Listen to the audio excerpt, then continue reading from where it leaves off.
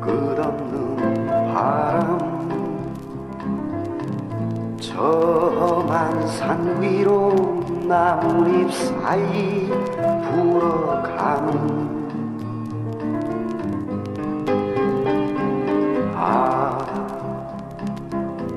자유의 바람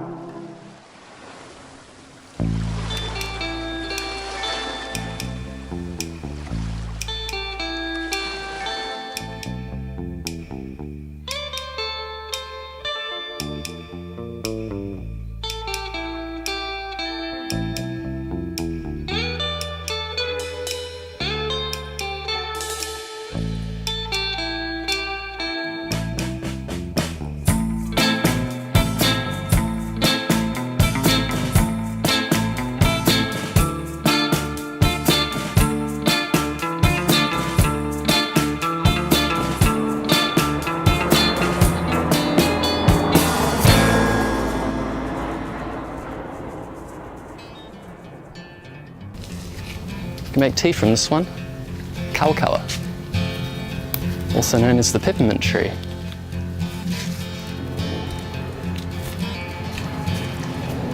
This is where I place my tea bags.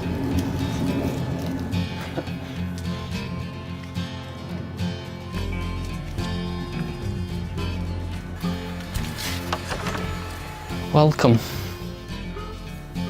DIY is a hell of a thing. You've got complete narcissism and then crippling self-doubt, and right in the middle, that's where you find your art. That's a tricky balance. Keeping those things at bay and being productive.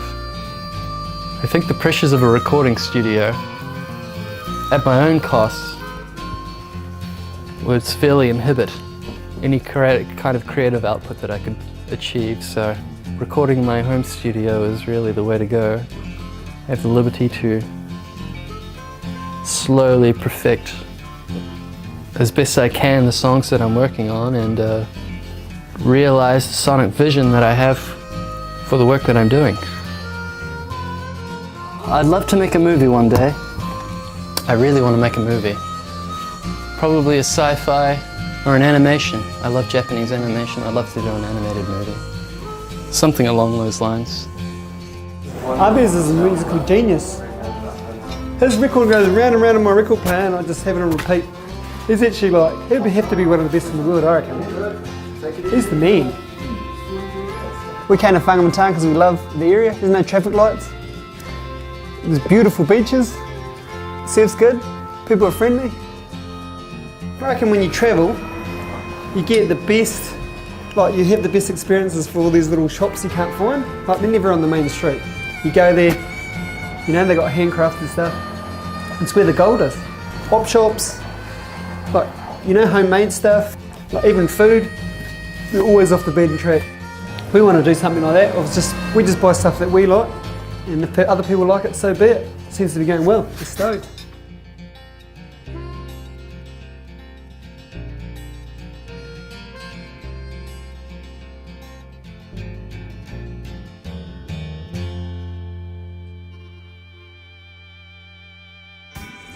My name is Sam Kristofsky and I'm from the South Island of New Zealand in a place called Nelson. I mostly do directing, but I do heaps of different stuff within that. I guess I film and edit, and sometimes I even do sound design and stuff. I think I just do everything. Yeah, the whole lot. The whole combo. Filmmaker. I reckon that's the way to go, is learn how to do everything yourself, because then you don't have to rely on people as much. If I'm a one-man band, then I don't need too much people. I think the only thing that I can't really do is lighting. I came up with this really cool quote the other day. It's pretty deep. Sometimes the first thing you want is the last thing you need. and it popped into my mind, that quote. But it didn't pop into my mind from someone that said it. It came from my mind. So I made it up, essentially. So my name is Stefan Hunt. I do film directing, make films, work with a lot of charities and non-profits to like tell their stories, and then get to do other fun stuff like short films and music videos and stuff. But last year I kind of took a sabbatical and worked on this project called We're All Gonna Die. And so within that I got to make a film and a book and a full-on interactive multimedia art festival. I wanted to get them to overcome fears, and I figured the best way to do that was just to remind them that they're going to die someday, because that's actually something that's going to happen to all of us. I met Jimmy Slide because I was working on this project, and I linked up with Critical and said, this is my vision, what do you guys reckon? And Jimmy, with his just super chilled, real positive, good vibes, just came on board and said, yeah, we love what this message is about. We want to work with you. And he's like literally been like a second dad, hey, like, but not just to me, to everyone. He's just got a really good, calm New Zealand energy, and everyone just wants to be around that guy because he's just always super positive and super calm. If I was having a stressful day, I just want to give Jimmy Slide a call. We're sorry, the number you have dialed is not in service at this time. We started Critical Slide after, I think Mambo got sold and brought by the Gazelles, and we decided to make t-shirts basically and print anything we liked on them. We had the sort of freedom just by, you know, having no boss. Well, we started Critical Slide here from Booker Bay. That was the studio, and the caravan and annex, as you can see here, was all racked out as our online store. So we were doing production in Bali, Indonesia, and we'd get 50 boxes dropped outside. We'd cart them in here, rack them up, and pack them up for every store. So I kind of was the acting store man for quite a few years. And I worked over in Bali in production, so I lived in Bali for 6 months a year. Let me take you on a tour of the garden. I do have a bit of a reputation of making a very strong gin and tonic. And this is one of my ingredients, these limes. And I have a nickname called Jim and Tonic.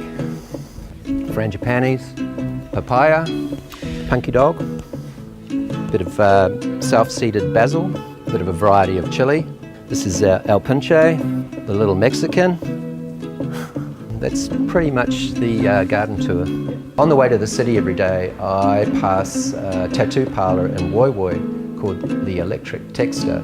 Decoy works there, and I didn't discover him. I was scrolling through my Instagram and I saw a post of his with all his tattoos, and I put two and two together. I read it had the Electric Texter on there, and I thought, wow, this kid's really talented. I'm going to have to meet him one day. So I went into the tattoo parlour and I introduced myself, and from there, you know, got talking with him, and I started commissioning some t-shirt work from him. So the relationship has moved on, and now he's a regular contributor to the Critical Slide Society, and he's one of our contributing artists. I've done every other job under the sun. I'm a qualified landscaper. I did that for about 8 years. But I was always doing artwork from sort of as long as I can remember. I've always been into the same kind of tattoo designs, like pretty classic Americana sort of stuff.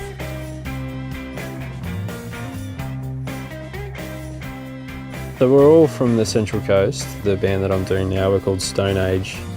Kind of like, you know, 80s hardcore. I mean, we did a Fugazi cover, and it was probably the most fun I've ever had singing any song ever. I've done more sort of serious bands in the past, but this one's the funnest for sure.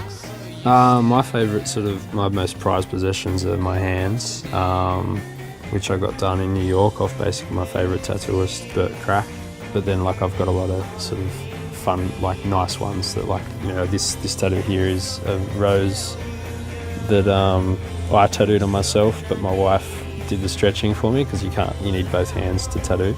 That's probably a safer bet to say that's my favourite, maybe. She's probably sitting upstairs listening to me right now.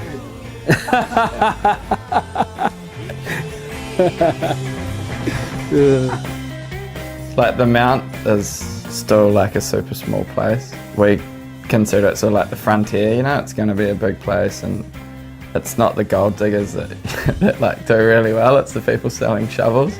So we wanted to come back here and like put down roots and just enjoy, like it's so easy to live here. You can like get up here and go for a surf and be home in like 40 minutes. When I moved back to the mountain, I started getting on the bigger boards. There was nowhere to buy them. So out of necessity, shaped one up, shaped a mid-length up, and yeah, and just started doing it, and they turned out really well. Big Sun, we are really into a wider surfing experience. We love big boards, small boards, fat boards, skinny boards. Hot dogger. Finless, twin keel, mini Simmons, single swallow, very fast. Big log, down rail mid-length, only gets barreled. I don't know if there's like some sort of spiritual connection where like surfers lean towards creative industries, or whether it dates back to like some rebellion sort of Dadaism movement where like the surfers are all like fuck the government. I think back to like my teenage years when I was at school and we're like, you know, draw anarchy signs on our boards because we're listening to punk and like frothing on Aussie Ride and stuff. And then you go to uni and all of a sudden you're doing your like graphic design papers and you're doing anarchy signs still. It's like, oh well, I'm doing the same shit I was into at school. How cool, it's just like flow, because creative, like surfing is a very creative thing. Dudes are getting paid 100 grand to draw squiggles. Like, fuck, why wouldn't you? Like, I don't want to sit in a shitty booth and like sit next to Barbara from accounts who's farting around and like eating her leftovers.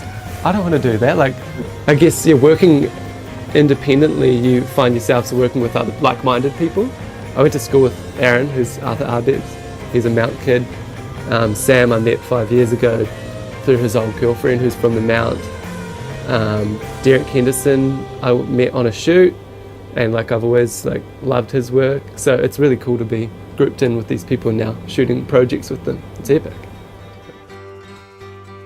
I was on the ledger department at the bank, which is basically back in the 80s was like giving people their checkbooks and giving them their statements when it was pretty much paper, you know, it wasn't computers. And there was always this really good looking lady that worked at the pharmacy that used to come in and you know, get checkbooks and do all of that kind of stuff. And me and the other guy at Ledgers, he was only like, we were like 18 or something. And we always used to try and race up to serve her, you know, because it was, you know, kind of exciting because she was hot. And I remember one day he was in front of me, so I put my foot out and tripped him up, and he whacked his head on the edge of the desk and he got stitches and had to go to the hospital. But the manager was pretty cool about it. He was like, Derek, you know, I don't think this banking thing's for you, you know. He was really nice about it actually, and I kind of had to agree with him. And I went on a trip to Tahiti and I bought a camera and I took photos and brought them back and thought, this is better than working in the bank. I love taking pictures, I love working, so you know, I always need to be doing something. I like lying on the couch and doing nothing, but I can only do that for a certain amount of time, and then I've got to go out and, you know, get busy and do something. Gee, how did I come across Tim? Just from around, you know, like around in Bondi, I suppose. It's not that big a place, and you kind of find out who the photographers are, have a mutual respect for taking pictures and trying to make a living out of being a photographer, which can be, you know, difficult. It can be hard.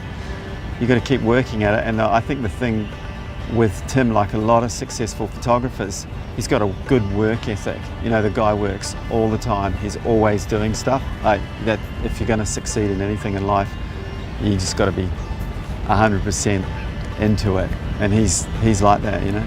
He takes nice pictures. I first got into Derek's work probably when Rush magazine first started. I had their first couple of editions, and I just was really drawn to his natural style and his kind of shots in the moment. Yeah, one of my favourite photos from this book is probably just this setting here. Just think that's really cool. The Critical Slide Mexican shoot on Snake Trails was a lot of fun. Like, to be honest, it doesn't get much better than getting paid to go on a surf trip to Baja with your mates, drink beers any time of the day, and get some really good waves and skate the pool, and yeah, it was good. It's a good vibe. I'm living in Bondi Beach, New South Wales. The lack of good surf kind of gets me down, but the foamies kind of saved it. Kind of throwing away the 5.6 and now we're on these fluorescent 8-foot spongy things.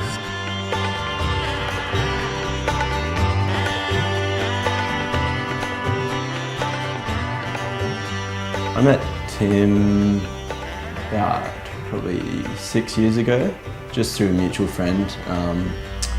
Yeah, there's like a big crew of people from Western Australia in Bondi, so yeah, I kind of met him and then we just started surfing together and then eventually started working together on shoots, so yeah, we haven't looked back since. So we have a company together called the Lagoon Collective where we do a lot of like stills and video kind of packages, and yeah, we're going to work on some short films and some music videos, and yeah, it's good having a different schedule each week and kind of takes you to a lot of amazing places and you meet a lot of good crew, and yeah. The whole Mexico trip was very DIY and just a good little crew, and yeah, that's how all the good stuff happens. I've just finished up shooting a music video for my friend Leroy Francis with another good friend, and yeah, we went to Japan for that and shot a bunch of days in Sydney as well, and hopefully we can swindle another international trip with Critical. Yeah, I'm hoping to shoot Tim's film with him in Western Australia, I think. And yeah, just keep working on like narrative stuff and music videos and all that kind of thing. Like, that's what I like.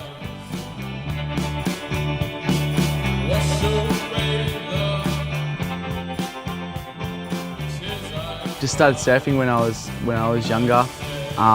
You know, I think Dad first sort of pushed me in when I was, you know, 4 or 5 years old, just growing up at the beach. It was just a natural, I guess, cliche sort of story. Style and poise is your own thing. It's real different. So that's why surfing's cool. You know, we all do things our own sort of way. Johnny Gill moved from the northern beaches to the Central Coast about 10 or so years ago. Just naturally would surf the same sort of beaches and things like that. So I've personally known him for probably 7 or so years now. Yeah, I think he joined the local longboard club and started a few conversations in the water and, you know, in the car park and things. And yeah, then we had a chat and I ended up riding his boards and hanging out with him a lot. And yeah, it's been, I think, about 6 or so years now.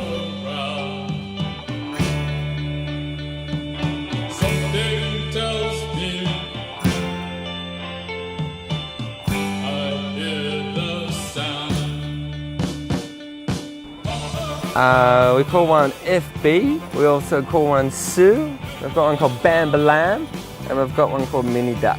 And they're our dearest friends. We look after them and they give us breakfast about 4 days of the week. So my name's Thomas Addison. My friends call me Moth, which is just Tom backwards. I travelled through my 20s. I fell in love with Jessie Ray, my girlfriend, who's from Central California. And then I knew that I wanted to work for myself. And I knew that I had a passion for cooking. At that stage I'd worked in hospitality for over 10 years. So I knew that when I returned to Australia that I wanted to work in the markets, reason being for the community aspect, for the connection with the people. We're trying to provide the experience of authentic Mexican street food in alfoil, in a burrito form that they can take away and experience the flavour without having to go through the expensive means of other forms of Australian Mexican food. Just under a year in, I'm figuring out that to own and run your own business is far more work than working for someone else. I'm super stoked with what I do and how it came about and why I did it. I think that's everyone's dream, right? That's like the American dream. This is the Australian dream. You want to work for yourself.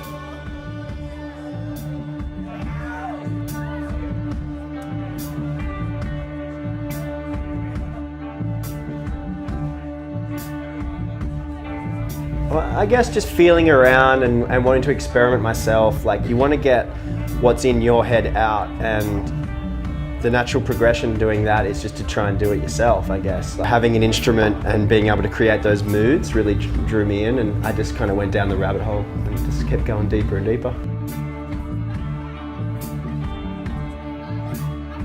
Like, I'm into doing the artwork mainly because I just like the idea of creating artifacts for people to collect and stuff, so it's kind of like my thing. Collecting the tapes and the badges and stuff, so I think that's a really good thing to create for people that really want to like get into the community of the record label. So Tim took the photos, and then Beck and Jim worked on the artwork for it. Well, I'd write and record all the tunes. The first EP I kind of already had written before I met these guys, and we sort of met under the pretense of recording together and them putting out the EP, putting things mostly Rick and I in the living room zone. I think a lot of it comes from doing it yourself at home, that sound, that kind of lo-fi garagey thing that certainly the EP had. A mutual friend of ours said that we should link up as mates because we dig the same style of music. He wanted to put something out, I was getting into recording, that we'd complement each other's skill sets and probably get along pretty well, and it turns out we did.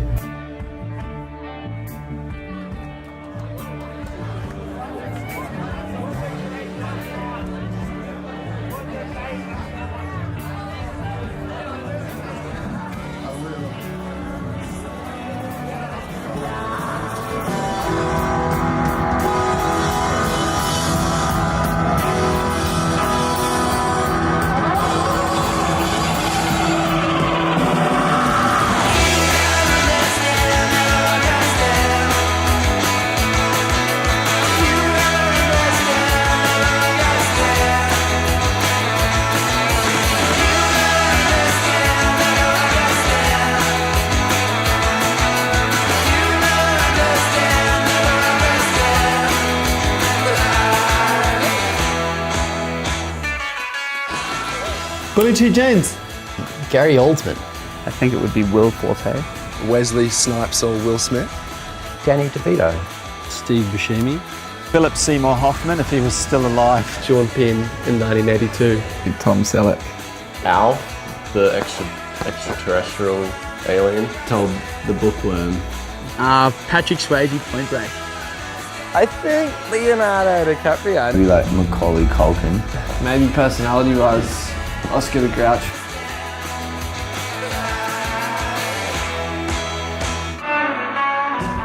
When you don't get what you want, you decide to just do it yourself and create rather than wait for people to create for you, I guess.